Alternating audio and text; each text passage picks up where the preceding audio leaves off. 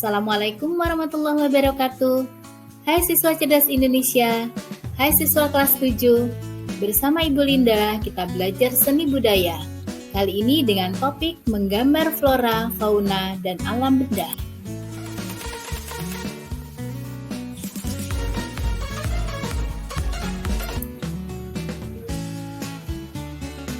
Anak-anak, mari kita awali dengan berdoa terlebih dahulu agar kita dimudahkan dalam belajar. Anak-anak, sebelum kita belajar, Ibu akan mengajukan pertanyaan terlebih dahulu. Siapakah di antara kalian yang suka menggambar? Dan objek apa saja yang pernah kamu gambar? Bagi kalian yang hobi menggambar, tentunya sudah banyak koleksi kreasi karya gambarmu. Apa itu gambar? Anak-anak, gambar adalah bahasa universal. Artinya, semua orang bisa menggambar.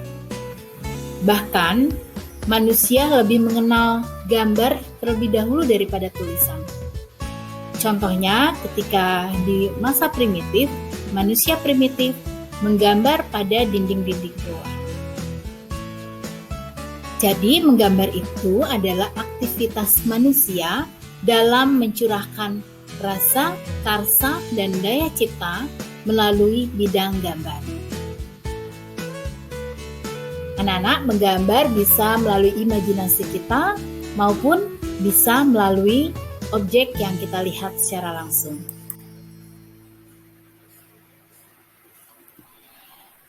Objek apa saja yang bisa kita gambar? Di alam ini sudah diciptakan Tuhan sedemikian indahnya. Bisa menjadi objek dalam gambar kita. Di antaranya yaitu flora, fauna, dan alam benda. Flora adalah berbagai tumbuhan, bisa berupa pohonnya, batangnya, rantingnya, daunnya, bunganya, bahkan buahnya dapat menjadi objek gambar. Bahkan bunga bermacam-macam bentuk dan warna sangat indah sekali untuk dijadikan objek gambar. Yang kedua, objek fauna, yaitu segala jenis hewan atau binatang, baik yang di darat, di laut, yang berkaki 4, berkaki 2, serangga, dan sebagainya bisa menjadi objek gambar kita. Yang ketiga adalah alam benda, yaitu benda mati yang ada di sekitar kita yang kita susun sedemikian rupa untuk menjadi objek gambar.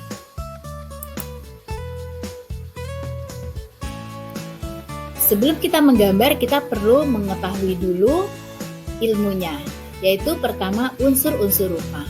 Unsur rupa ada 7, yaitu titik, garis, bidang, warna, bentuk atau ruang, tekstur, dan pencahayaan.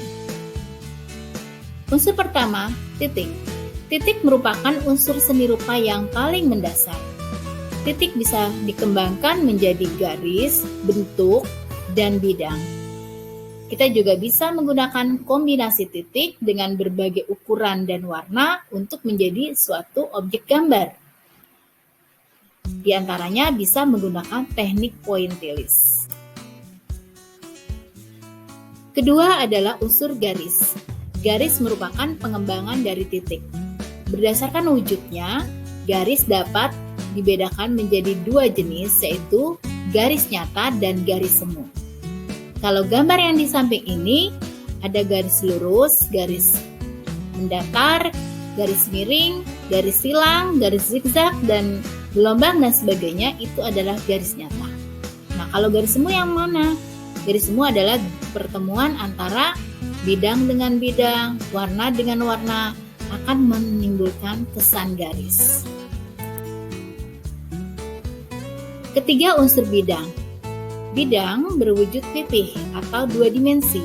Jika dilihat dari bentuknya, bidang terdiri dari bidang geometris atau yang beraturan dan bidang non-geometris atau yang tidak beraturan. Unsur keempat adalah warna.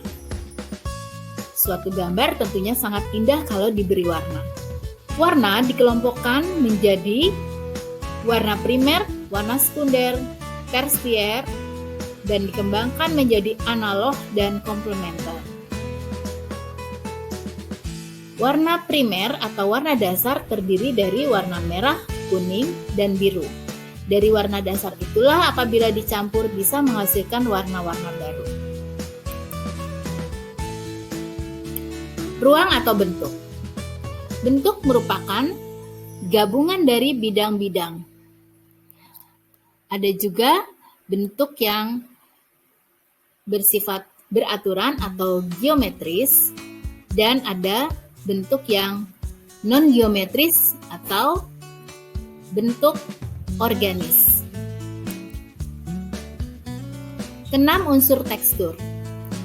Tekstur adalah tampilan permukaan atau corak dari suatu benda yang dapat dinilai dengan cara dilihat atau diraba. Terlihat ada kesan halus, kasar, licin, dan sebagainya. Pada umumnya, tekstur dapat dibagi menjadi 2 macam, yaitu tekstur semu dan tekstur nyata. Tekstur semu itu adalah apabila kita dilihat terlihat kasar atau halus, tapi ketika diraba tidak terlihat. Kalau tekstur nyata, sebaliknya bisa kita lihat, tapi juga bisa diraba ada kesan kasar dan halusnya. 7 unsur pencahayaan atau gelap terang. Setiap objek memiliki intensitas cahaya yang berbeda-beda. Setiap objek bisa kita perhatikan dari mana arah datangnya cahaya, maka yang terkena cahaya menjadi terang, sedangkan yang tidak terkena cahaya gelap. Kemudian di bagian bawahnya yang tidak terkena cahaya akan menimbulkan bayangan. Nah, ini diwujudkan dalam gambar kita. Penerapan unsur gelap terang ini dapat menciptakan efek 3 dimensi pada gambar kita. Jadi sangat penting sekali unsur gelap terang ini diterapkan. Bagaimana menerapkannya? Yaitu dengan menggunakan arsiran. Nah, setelah kita belajar unsur-unsur rupa, kita lanjutkan dengan belajar komposisi gambar.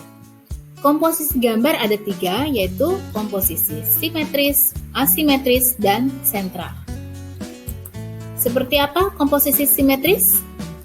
Komposisi itu adalah susunan benda. Jadi komposisi simetris adalah objek-objek gambar yang akan kita gambar disusun dengan penempatan yang sama kiri dan kanan. Jadi mirip kiri dan kanannya dan seimbang. Itu namanya simetris. Yang kedua, komposisi asimetris, yaitu objek gambar yang dijadikan model disusun dengan posisi yang tidak seimbang, baik dari segi bentuknya atau ukurannya, tetapi tetap memperhatikan keseimbangan. Yang ketiga, komposisi sentral, yaitu komposisi di mana benda menjadi pusat perhatian diletakkan di bagian tengah. Diatur sedemikian rupa sesuai dengan proporsi bentuk model dan diatur secara seimbang. Nah, anak-anak, demikian pembelajaran kita. Materinya sudah Ibu sampaikan. Kita lanjutkan dengan kuis.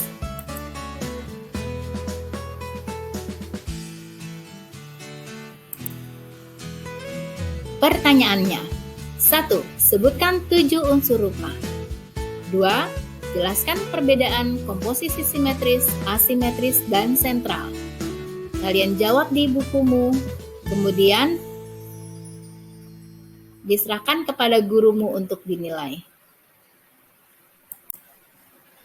Nah, baik anak-anak, demikian pembelajaran kita hari ini. Terima kasih atas perhatiannya. Semoga bermanfaat. Wassalamualaikum warahmatullahi wabarakatuh.